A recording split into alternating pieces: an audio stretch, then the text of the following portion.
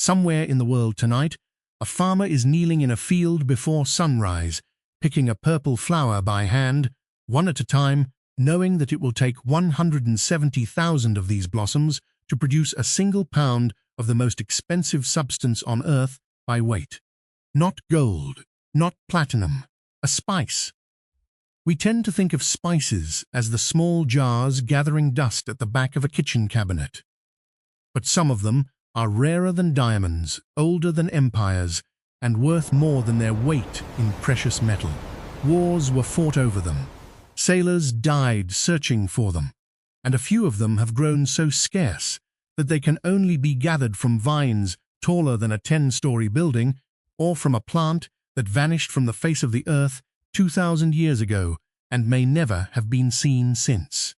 Tonight, we count down 15 of the rarest and most unique spices and herbs in the world. You will meet a pepper that cannot be farmed, only hunted in the rainforest canopy, a seed hidden inside the stone of a wild cherry, a resin so foul in its raw state that it was once called the food of the devil, and a golden spice from ancient Rome so valuable it was stored in the imperial treasury beside bars of silver, until the very last stalk was said to have been handed to an emperor. These are the flavors that history could not live without, and in some cases, the ones it very nearly lost forever.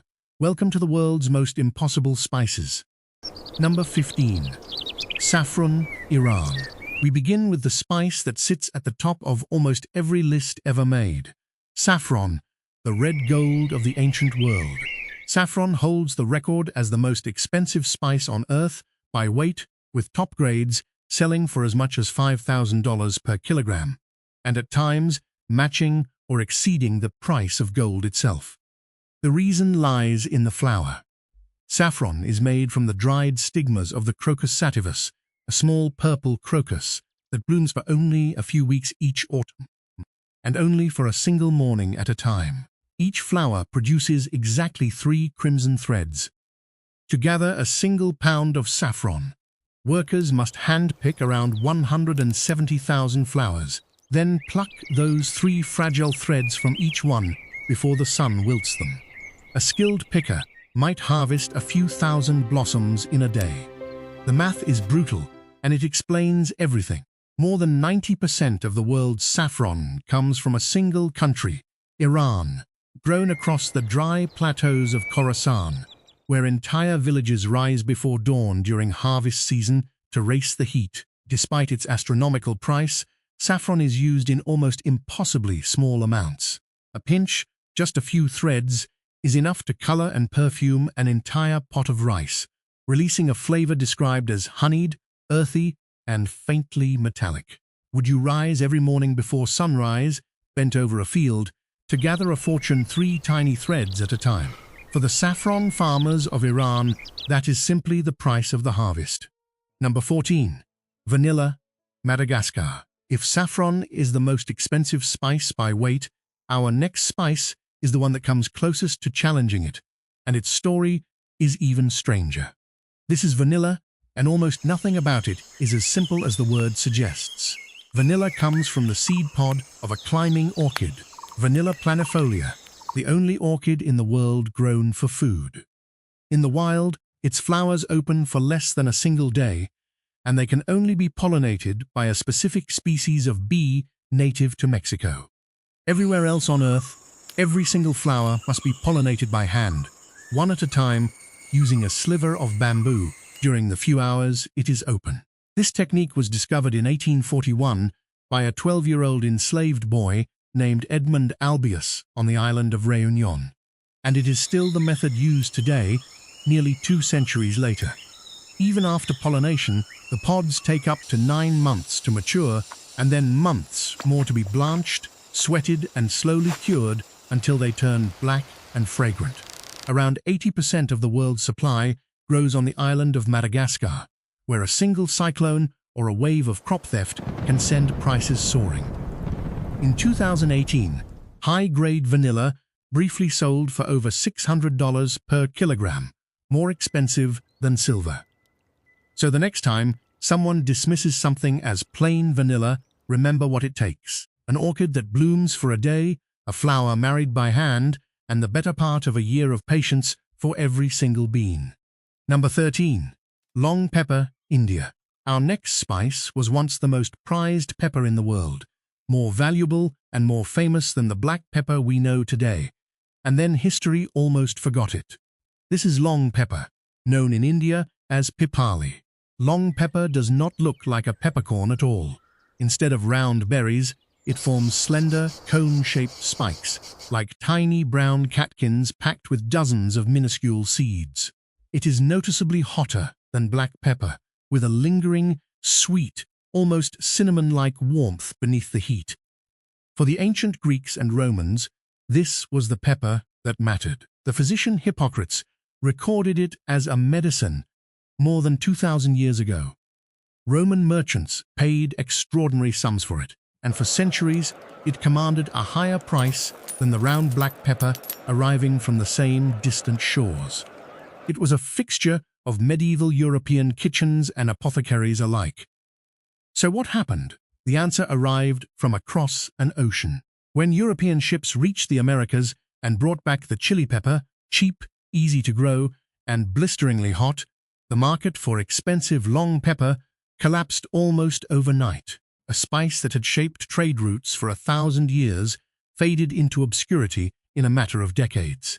Today, long pepper is a rarity, grown in pockets of India and Indonesia and sought out mainly by chefs and historians trying to taste the flavors of the ancient world. Isn't it strange to think that one of the most important spices in human history is now something most people have never even heard of? Number 12.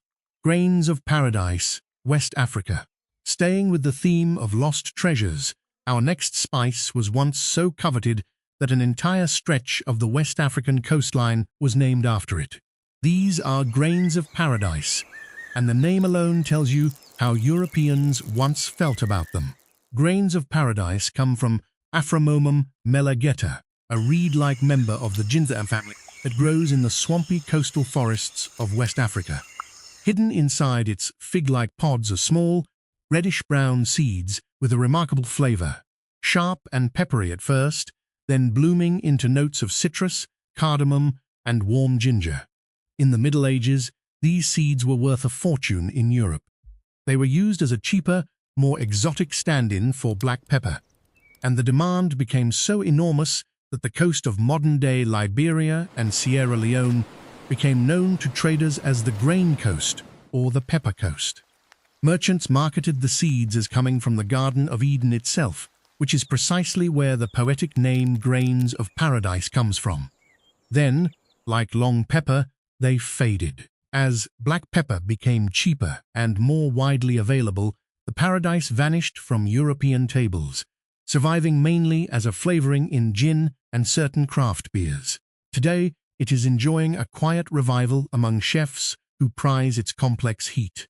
But for a few centuries, this humble seed from a swamp flower was considered a taste of heaven and worth paying a small fortune to bring home. Number 11. Fennel pollen, Tuscany, Italy. Our next entry is so rare and so labor-intensive that chefs have nicknamed it the spice of angels. This is fennel pollen, and it may be the most painstaking spice to gather on this entire list. Fennel pollen is exactly what it sounds like. The fine, golden dust collected from the tiny yellow flowers of the fennel plant. To harvest it, the flowering heads must be cut by hand at just the right moment, dried, and then carefully shaken and sifted so that only the pollen falls through. The yield is almost unbelievably small. It can take a full day of gathering to produce just a few grams, and by some estimates, a single flower head yields only about a gram of usable pollen. The finest fennel pollen in the world comes from the hillsides of Tuscany in Italy, where it has been a closely guarded regional treasure for generations. That combination of intense manual labor and tiny output pushes the price to around $450 per pound, placing it among the most expensive spices on the planet, second in some rankings only to saffron itself. And what does all that effort produce? A flavor far more powerful and refined than fennel seed. Sweet, aromatic, with hints of anise, honey, and citrus, so concentrated that a light dusting is enough to transform an entire dish. It is a spice measured not in spoonfuls, but in careful pinches, each one representing hours of someone's day spent chasing pollen across a sunlit field. Number 10. Mahlab, the Middle East. Our next spice hides where almost no one would think to look, inside the stone of a wild cherry. This is Mahlab, and to release its flavor, you must first destroy the pit that protects it. Mahlab comes from the St. Lucie cherry, Prunus mahlab, a small wild cherry tree native to the Middle East and the Mediterranean. Its fruit is bitter and largely inedible, so it is not the cherry that people want, it is what lies hidden at the very center. Inside each cherry stone is a single soft kernel, roughly the size and shape of a small almond. That kernel is the spice. Extracting it is slow, exacting work. The cherries must be dried, the hard pits cracked open one by one, and the delicate seed inside removed intact. It is this fiddly, time-consuming process that drives the price up to around $70 per pound. The reward is a flavor unlike anything else in the spice rack, a haunting blend of bitter almond, cherry, and rose, warm and slightly floral. For centuries, Mahlab has been the secret ingredient in the festive breads and pastries of Greece, Turkey, and the Middle East. From the sweet Easter loaf known as sureki to the delicate filled cookies called mamamul. Ground fresh, it perfumes an entire kitchen. Left too long, it turns bitter and stale, which is why traditional bakers grind it only in tiny amounts, right before they need it. Would you have ever guessed that one of the world's prized baking spices was locked inside a fruit stone that most people would simply throw away? Number 9. Asafetida, Afghanistan. Our next spice has one of the worst reputations of anything in the culinary world. In its raw form, it smells so revolting that its Old English name translates quite literally to the food of the devil. This is Asafetida, known across South Asia as hing. Asafetida is not a seed or a leaf, but a resin, the dried gummy sap that oozes from the thick roots of giant ferula plants, wild relatives of fennel that grow across the arid mountains of Iran and Afghanistan. Harvesters slice into the living root, collect the milky latex that bleeds out, and let it harden into a pungent brown gum. The smell of that raw resin is famously overpowering, a sulphurous, rotten onion odor, so strong it must be stored in tightly sealed containers, or it will taint everything around it. And yet, this is the great secret of Asafetida. The moment it hits hot oil, that foul stench transforms completely, mellowing into a deep, savory, garlic and onion richness that underpins countless dishes across India. India is by far the largest consumer in the world, importing enormous quantities every year, and remarkably, for decades it grew almost none of its own, relying entirely on imports until domestic cultivation finally began in the Himalayas only a few years ago. A spice that smells like decay in the jar and like heaven in the pan. Few ingredients on earth demonstrate so perfectly that in cooking, first impressions can be entirely, wonderfully wrong. Number 8. Black cardamom, the Himalayas. Our next spice is born in fire, and it comes from one of the most remote growing regions on this entire list. This is black cardamom, the darker, smokier, and far less familiar cousin of the green cardamom found in most kitchens. Black cardamom grows almost exclusively on the misty, forested slopes of the eastern Himalayas, in the mountain valleys of Sikkim, Nepal, and neighboring regions. The plants thrive only in this narrow band of cool, damp, high-altitude forest, which is one of the reasons the spice remains comparatively rare. Its pods are large, rough, and dark brown, 3 or 4 times the size of a green cardamom pod, and packed with sticky, intensely aromatic seeds. But the defining feature of black cardamom is how it is cured. Rather than being dried gently in the sun, the freshly harvested pods are dried directly over open wood fires. That slow exposure to smoke and flame infuses them with a bold, resinous campfire aroma that is unmistakable, a deep smokiness quite unlike the sweet, perfumed quality of green cardamom. This is not a delicate baking spice. Black cardamom is a workhorse of savory cooking, tossed whole into slow-simmered curries, biryanis, and spice blends across northern India, Nepal, and beyond, where it lends a dark, brooding warmth to the pot. Grown in a handful of high mountain valleys and cured over literal fire, black cardamom carries the flavor of its landscape in every pod, the smoke of the Himalayas, sealed inside a shell. Number 7. Makrut lime leaves, Thailand. Our next entry is not a seed or a bark, but a leaf, one that must be harvested past a wall of thorns. These are Makrut lime leaves, also widely known as kaffir lime leaves, one of the most distinctive aromatics in all of Southeast Asian cooking. The leaves come from the Makrut lime tree, Citrus hystrix, a knobbly, gnarled citrus whose fruit is so wrinkled and bumpy it looks almost diseased.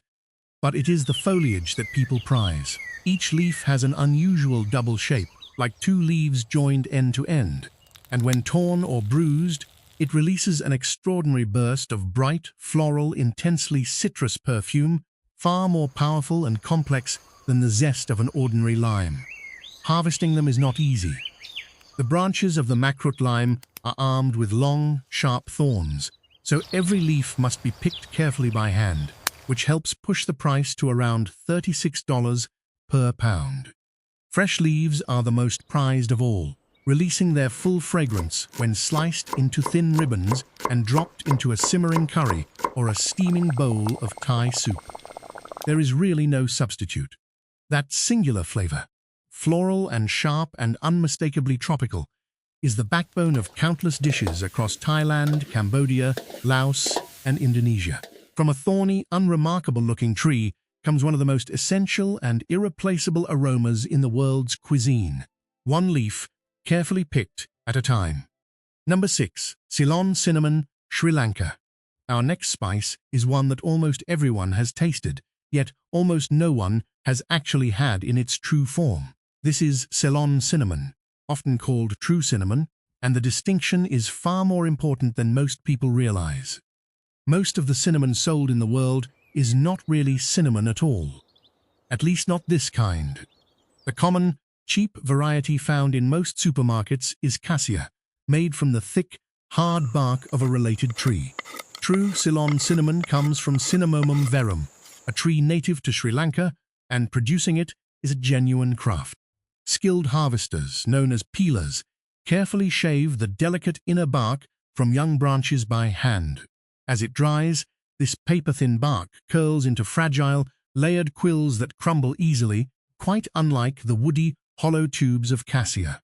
The flavor is worlds apart.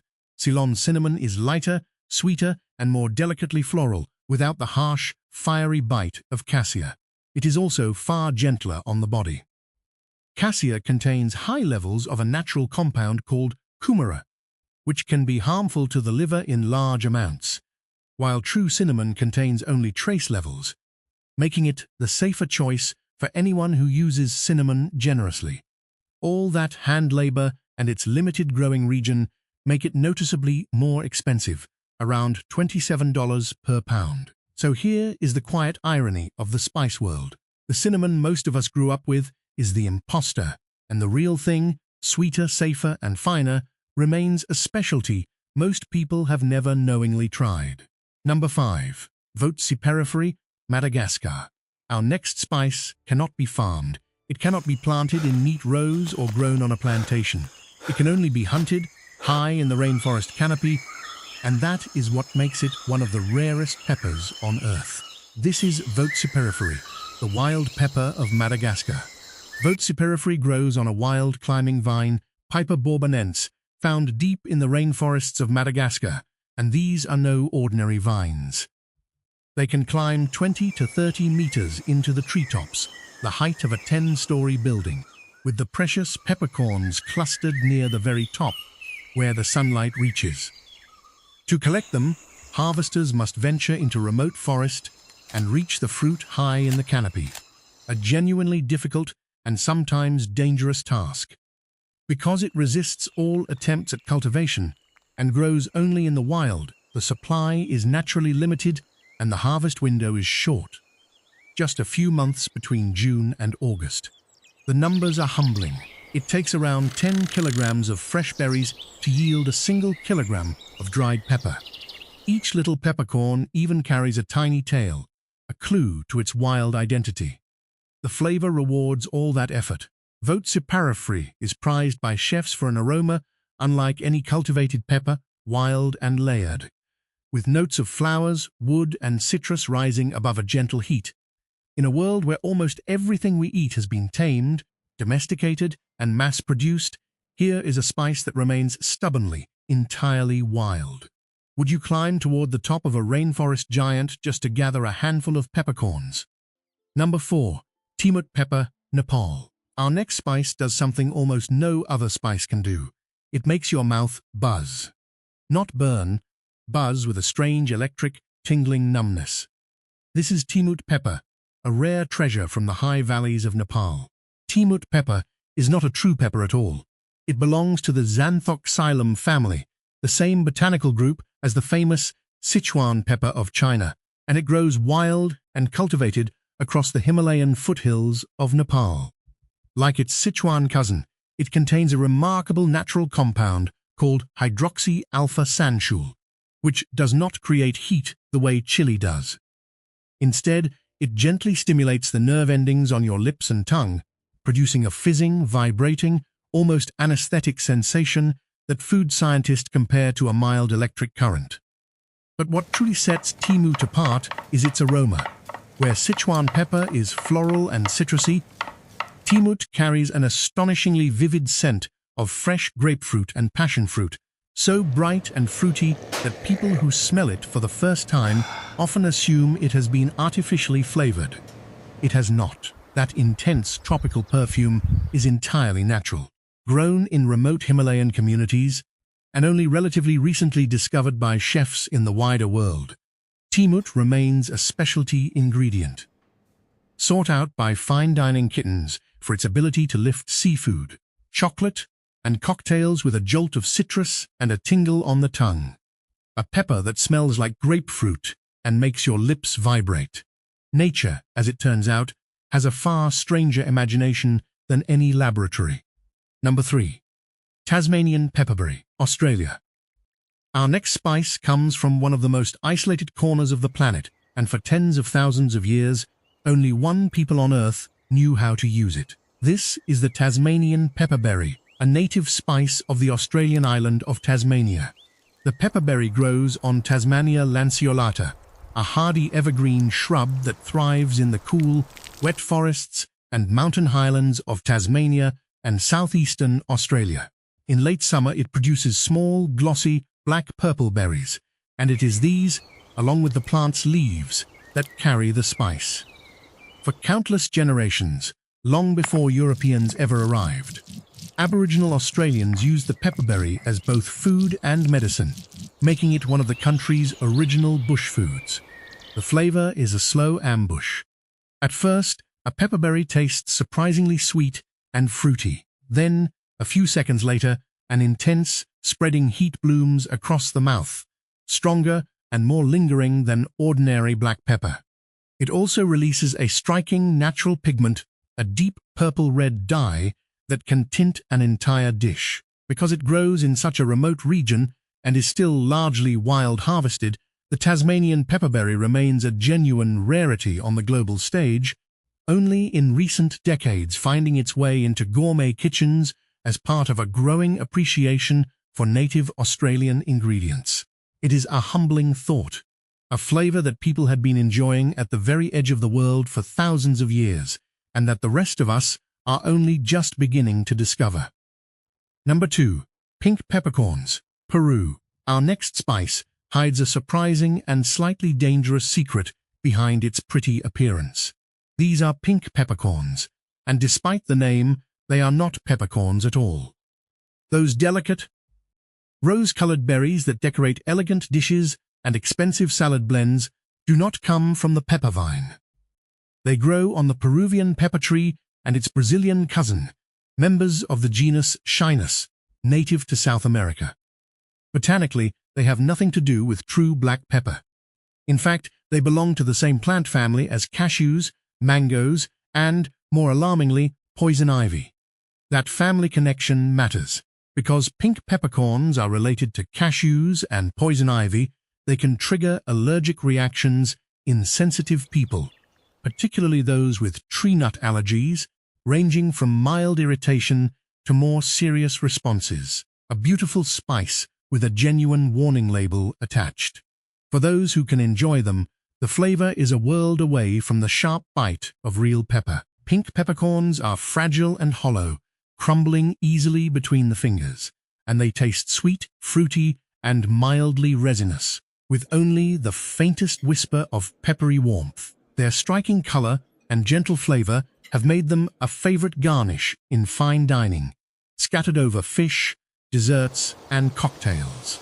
So the next time you see those jewel-like pink berries in a fancy pepper blend, remember the truth. They are a berry masquerading as a spice, a cousin of poison ivy, dressed up for the dinner table. Would you have ever suspected such an elegant garnish of hiding so wild a family history? Number 1. Silphium, ancient Libya. And so we arrive at number 1, the rarest spice of them all, because it is the one you can no longer buy at any price.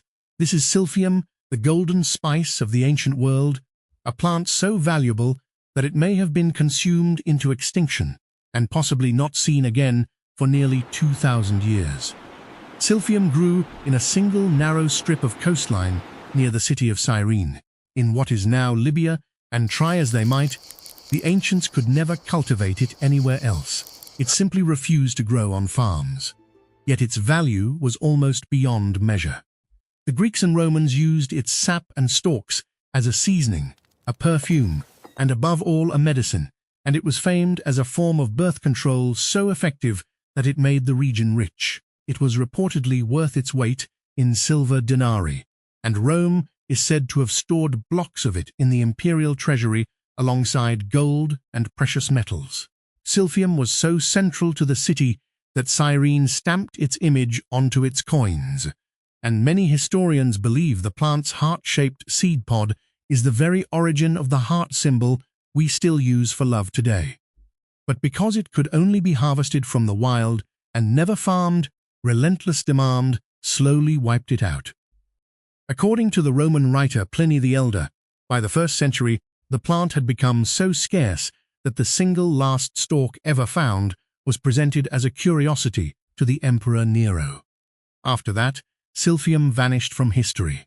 For 2,000 years it was considered a ghost, a flavor lost forever, until recent years when researchers proposed that a rare surviving relative growing in the mountains of Turkey might, just might, be the lost Silphium returned. The debate continues to this day, and that is the ultimate rarity, isn't it? Not a spice that is merely expensive or hard to find, but one that humanity wanted so badly it may have loved it right off the face of the earth.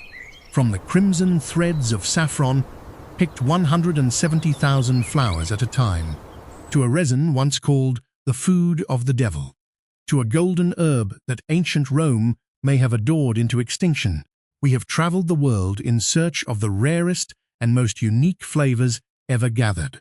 What these 15 spices reveal is something easy to forget in an age of full supermarket shelves. Every flavor we take for granted has a story of extraordinary effort behind it, of vines climbed, cherry stones cracked, orchids married by hand, and pollen chased across sunlit fields. Some of these spices shaped the course of empires and launched fleets of ships. Others survived for thousands of years at the very edges of the known world, waiting to be discovered. And at least one slipped away from us completely, a reminder that even the things we treasure most can be lost if we are not careful. The next time you reach for a jar of spice, take a moment to breathe it in and consider the journey it made to reach your kitchen. Because in every pinch of it lies a piece of human history. If you enjoyed this journey, let me know down in the comments which of these 15 spices surprised you the most. And if you would like to keep exploring the world's rarest, strangest, and most remarkable things, consider subscribing so you never miss what we uncover next. Until then, thank you for watching.